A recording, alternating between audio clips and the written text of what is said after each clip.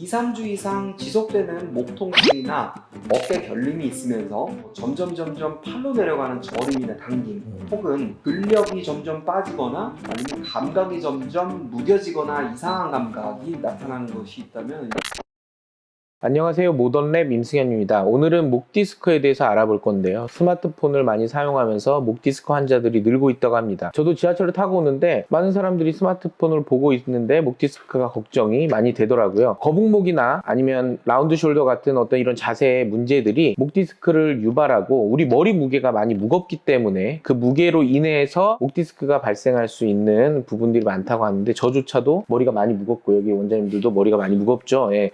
저희들도 목 디스크가 발생할 수 있는 확률이 아주 높다고 보는데요. 오늘은 이런 목 디스크에 대해서 좀 알아보도록 하겠습니다. 오늘 같이 이야기하실 모던랩 이철 원장님, 정지현 원장님 나오셨습니다. 안녕하세요. 모던랩 이철입니다. 예, 안녕하세요. 정재현입니다. 네, 정지현 원장님 손만 닿으면 거의 모든 질환이 다 낫는다고 하시는 걸로 유명하시는데요. 예. 오늘은 목 디스크 어떤 질환인지 좀 설명을 해주실 수 있을까요? 네, 목 디스크는 그 목뼈와 목뼈 사이에 들어있는 디스크, 경추간판이라고 하죠. 네.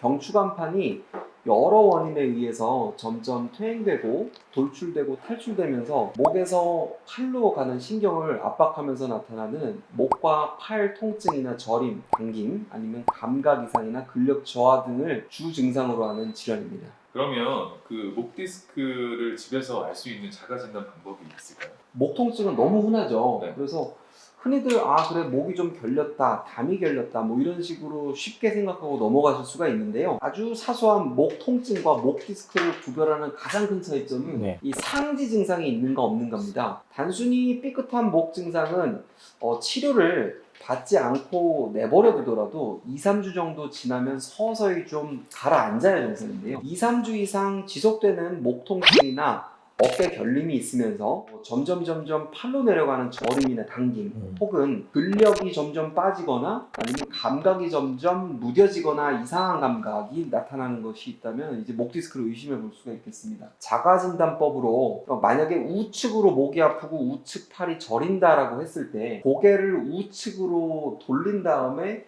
뒤로 제끼는, 제가 한번 잠깐 우측으로 돌리고 우측으로 제꼈을 때 하고 증상이 심해진다라고 하면 우측으로의 목 디스크를 의심해 볼 수가 있습니다. 이것을 이제 저희는 이제 의료진들은 스펄링 테스트라고 얘기를 하죠. 가장 중요한 원인이 나쁜 목 자세와 이제 무거운 머리 무게죠. 머리 무게의 눌림에 의해서 목 디스크가 자꾸 돌출되고 탈출되는데요. 옆에 친구나 가족에게 내 머리를 정수리에서 밑으로 눌러달라고 했을 때 눌렀을 때 심한 통증이 팔로 내려오거나 그러면 의심해 볼 수 있고요. 거꾸로 내 머리 무게를 좀 거꾸로 견인해서 들어줄 수도 있잖아요. 팔이 많이 저리고 아팠는데 친구나 가족이 내 목을 위로 잡아 꼽듯이 들어줬을 때, 견인해줬을 때 저림이나 통증이 좀 덜해진다. 보통 이제 의료진들은 누르는 거를 컴프레션 테스트라고 하고 그 다음에 이렇게 들어주는 거를 리트랙션 테스트라고 하잖아요. 이런 테스트를 해봤을 때 경감되고 더 심해지고 그런 변화가 나타난다 그러면 목 디스크가 신경을 압박하고 있다고 의심해 볼 수 있겠죠. 컴프레션 테스트를 했을 때 좀 문제가 발생하거나 그러지는 않나요? 그냥 일반인들이 해도 괜찮나요? 정말 좋은 질문 주셨는데요. 아픈 쪽으로 고개를 돌려 제끼는 스펄링 테스트, 그 다음에 위에서 내리 누르는 컴프레션 테스트는 신경의 압박을 더 조장하는 테스트거든요. 그렇기 때문에 자칫 병변을 더 악화시킬 소지가 있습니다. 이를테면 테스트 해본다고 하다가 정말 병변을 악화시킬 수도 있거든요. 그래서 우선은 그런 테스트가 있다고 소개는 드리는데 나의 통증이나 저림이 심하다고 하시면 집에서 이게 맞나 저게 맞나 좀 테스트를 해보지 마시고 차라리 신뢰할 만한 근처 한방병원에 방문하셔서 정밀한 검사나 치료를 받아보시는 게 더 좋겠죠. 이런 방법은 있지만 악화시킬 수 있으니까 되도록이면 한의원이나 한방병원 방문해서 검사를 받아봐라. 환자분들 알려드리면 이걸 정말 낫는지 안 낫는지 계속 하시잖아요. 그러다가 더 나빠질 수도 있으니까. 맞습니다.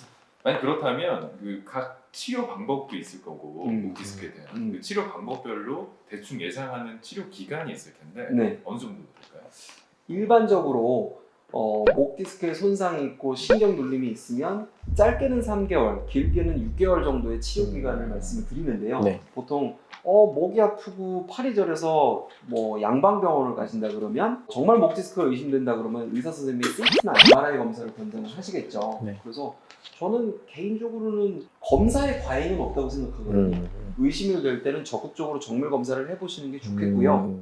양방병원에서는 보통 정말 목 디스크가 신경을 누르고 있는 게 확인이 되면 일반적으로 수술을 권하는 분들도 있고요. 네. 그 다음에 수술이 싫다라고 하면은 누르는 부분에 신경의 염증과 부종이 심한 부분에 네. 스테로이드 주사, 흔히들 신경 차단술이라는 얘기를 하죠. 네. 내지는 신경 성형술이라든지 여러 가지 그런 시술이나 수술, 주사요법 같은 걸 권장을 하는데요. 네. 예전에 허리 디스크도 말씀을 드린 적이 있지만 목은 이제 허리에 비해서 좀 더 구조가 작고 섬세하기도 하고요. 그 다음에 허리는 이미 여러 신경들이 이미 위에서 분지돼 내려오고 남은 나머지가 이제 하지로 내려가잖아요. 근데 네. 목은 뇌에서 내려온 바로 이를테면 경부고속도로의 서울 경기 수도권을 아직 지나치지 못한 상태라서 많은 신경다발과 뭐 경동맥이라든지 추골동맥이라든지 여러 가지 중요 구조물들이 아주 얇은 목을 다 통과하지 않습니까? 네. 그래서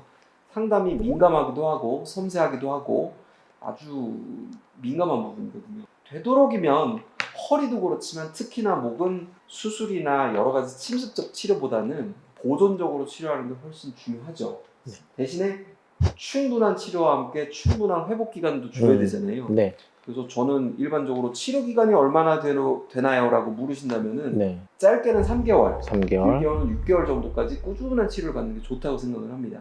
이런 보존적인 치료를 하게 될 때 양방이냐 한방이냐를 선택하기도 하는데요. 한방적인 치료에서 조금 더 이제 효과가 좋은 건 추나 치료와 약침 치료일 텐데 네네. 추나 치료는 워낙 대가시니까 오늘은 약침에 대해서 좀 여쭤볼게요.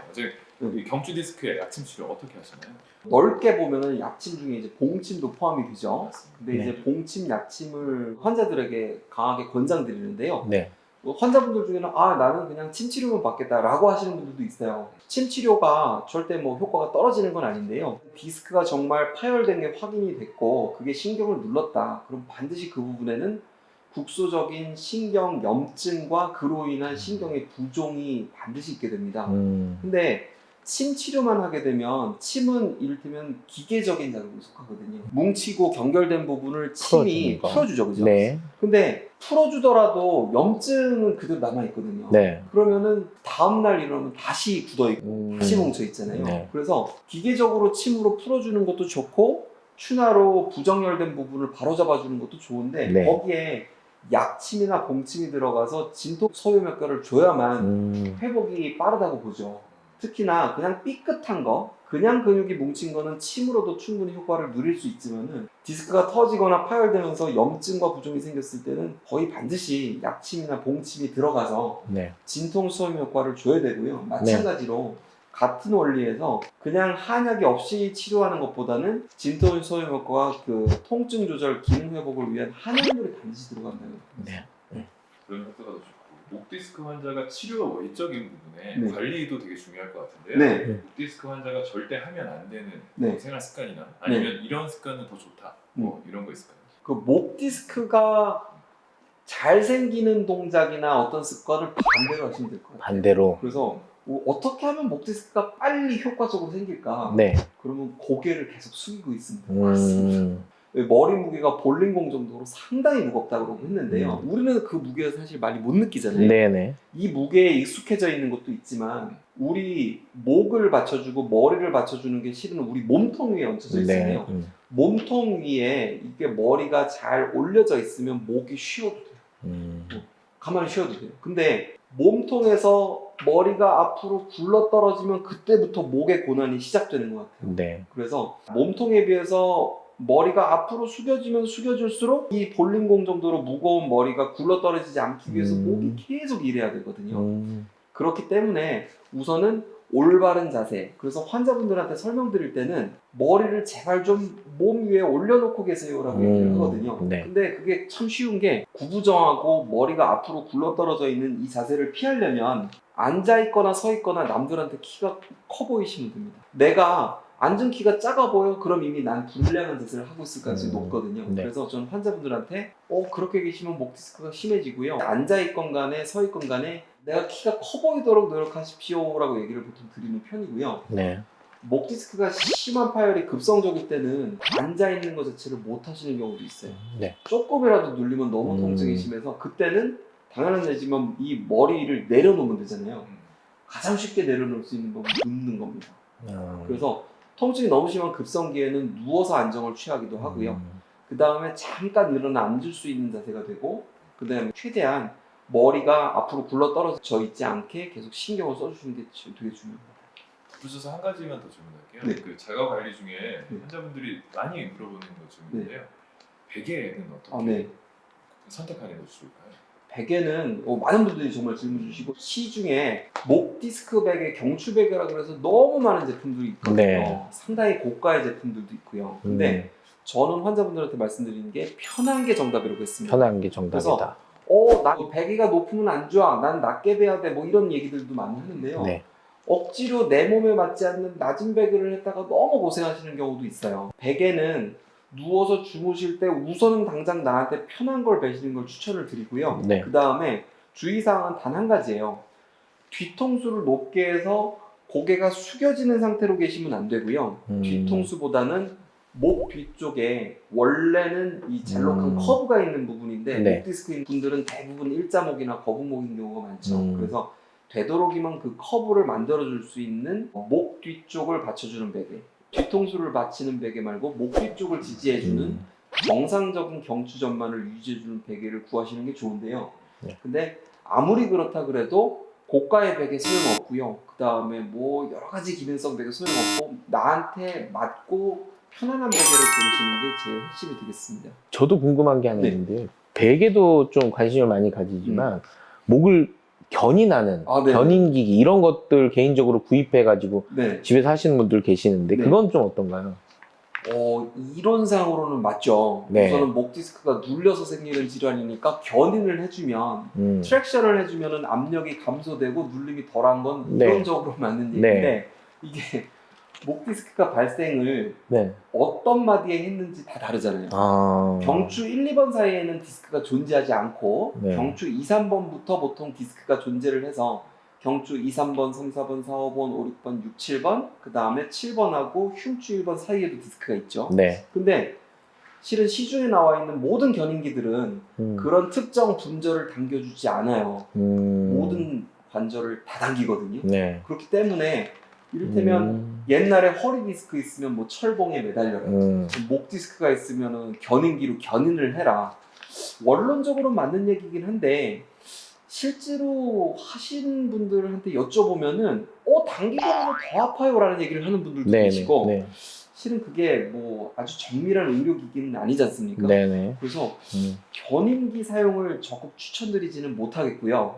차라리 거기에 들어가는 시간, 돈, 노력을 전문적인 한방 의료기관에 그래서 정확한 치료를 받는 걸 저는 더 추천드리는 편입니다. 그 견인기기는 저는 적극적으로 추천드리기는 어려울 것 같아요. 추천하기는 어렵다. 목이란 곳은 이제 우리가 신경이나 모든 부분이 좁은 공간에 섬세하게 이제 존재하기 때문에 문제가 발생했을 때 개인적으로 자가 진단을 할 수 있지만 위험할 수 있으니까 진단을 받는 것은 좋다. 하지만 치료에 대해서는 수술적인 방법이나 주사적 치료나 또 한방 의료기관에서 추나요법이나 약침 그리고 한약 이렇게 드시는 것들 중에서 검사를 했다고 해서 꼭 그런 방법을 해야 하는 건 아니니까 한방 의료기관에 오셔서 또 적절한 보존적 치료 방법을 3개월에서 6개월 정도는 꾸준히 해주시는 게 좋다. 그리고 경추베개는 편한 게 좋고 머리는 우리 몸통에 올려져 있게 키를 높이는 방법이 좋다. 견인기기는 모든 것을 끌어올려 주니까 어떤 일정 부분에서는 부족할 수 있다. 이렇게 우리가 이해를 하면 되겠습니다.